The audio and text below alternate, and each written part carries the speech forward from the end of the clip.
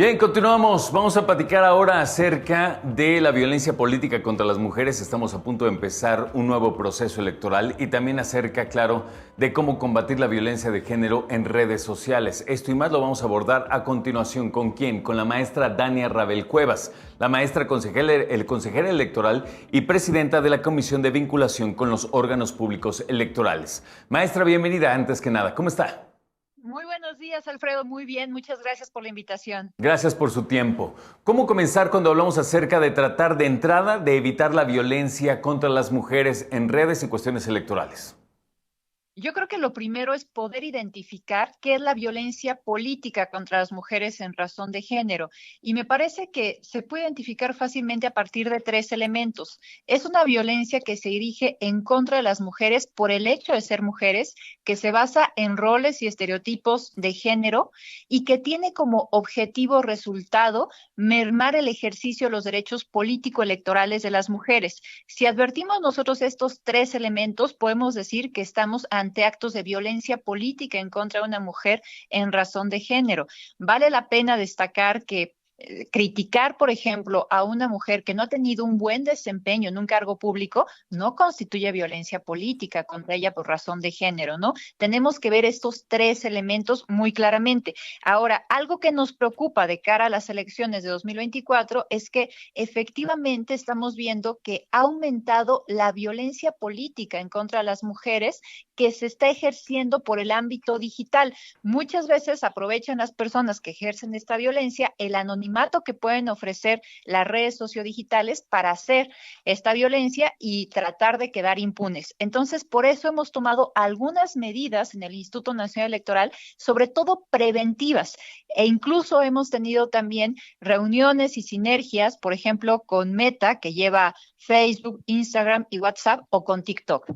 Entiendo. Maestra, un punto importante tiene que ver también con precisamente entender el discurso que tenemos como usuarios de redes sociales. Es decir, podemos hablar acerca de la violencia contra las mujeres a nivel político, etcétera, pero hay quienes lo hacen, o sea, son personas los que llevan a cabo estos ataques.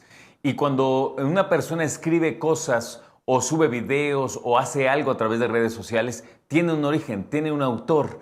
Qué bueno que habla de Meta. ¿Han pactado algo con ellos en términos de detectar este tipo de violencias?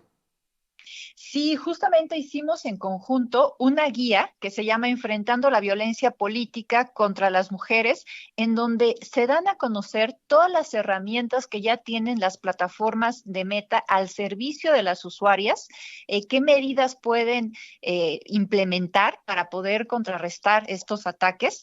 Y después, digamos, si todo eso a lo mejor no es suficiente, al final nosotros pusimos un anexo en donde le explicamos perfectamente bien a las mujeres cómo pueden presentar una queja formal ante el INE cuando ocurran estos casos. Estamos a punto de empezar una nueva carrera, digamos, electoral para el 2024, en donde, si no mal recuerdo, tenemos cerca de 20,000 puestos de elección popular. Yo recuerdo la última, o de las últimas que hemos tenido, no solo ha habido violencia, maestra, lo tengo que decir, ha habido asesinatos también. Y en ese sentido, tal vez, ojalá no, por supuesto, pero feminicidios. ¿Cómo está tratando esta situación el Instituto Nacional Electoral? Bueno, desde luego, como en el marco de cada proceso electoral, lo que tenemos que hacer es tener un acercamiento con las autoridades encargadas de la seguridad para que pueda haber también seguridad para las personas candidatas, se pueda garantizar, incluso no solo para las personas candidatas, sino también para el potencial electoral, que pueda acudir la ciudadanía a votar en paz y tranquila. Eso es algo que se trabaja de manera cotidiana. Obviamente lo que tú dices, por ejemplo, un asesinato, un feminicidio, pues sería ya lo más grave, ¿no? El extremo.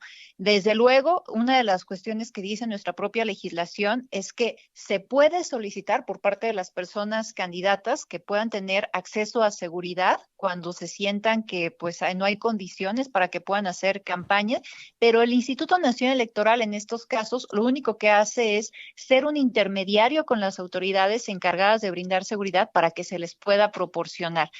Más allá de eso, no puede hacer más el INE porque justo no tiene esa competencia, pero desde luego siempre se trata de visibilizar estos casos y acompañar a las personas para que puedan tener las condiciones de seguridad para poder ejercer sus derechos políticos, en ese caso, a ser votadas.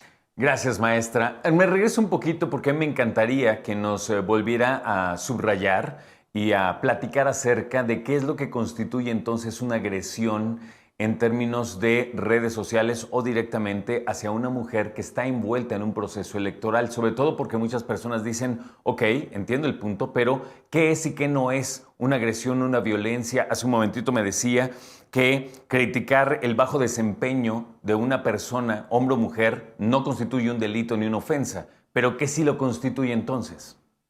A ver, creo que se puede ilustrar fácilmente hablando de los casos en donde en lugar a lo mejor de criticar una propuesta que está haciendo una mujer que aspira a un cargo público, se critica su físico, se critica su vida personal, su vida privada, o incluso se trata de difamarles con cuestiones de su vida privada. Además, ese tipo de contenidos sí tienen, digamos, una carga sexista fuerte, porque vemos que para tratar de quitarle a la mejor adeptos a una persona, hombre, que aspira a una candidatura, no suelen hablar de su físico, no suelen hablar de su vida privada, pero eso sí lo hacen con las mujeres. Esos son clarísimos ejemplos y además muy reiterados, muy usuales, de ataques que constituyen violencia política en contra de una mujer en razón de género. Y lo político se pone por el componente de que tienen un objetivo esos ataques, y es evitar que a lo mejor una mujer llegue a un cargo público o pueda ejercer sus funciones en un cargo público, pues sin ningún obstáculo. Hay algunas personas que han optado ahora también por incluso platicar acerca de los ingresos de algunas personas. ¿Eso se vale, maestra?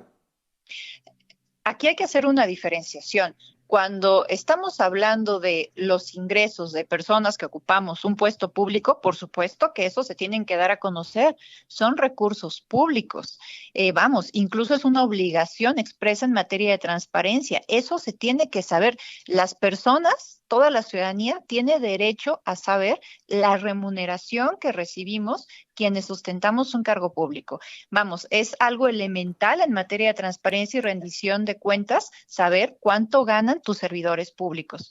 Ahí es la diferenciación. Cuando estamos hablando de una persona privada, una persona que no está en un cargo público, entonces las cuestiones son distintas. Ahí sí no hay esta obligación de transparencia. Perfecto. Maestra Dania Rabel, estamos a punto de comenzar un nuevo proyecto electoral hacia el 2024. Le agradezco por el momento, pero si le parece bien estaremos en contacto para seguir platicando. Que tenga buen día. Por supuesto. Igualmente, hasta luego. Muchas gracias, la maestra Dania Rabel con nosotros.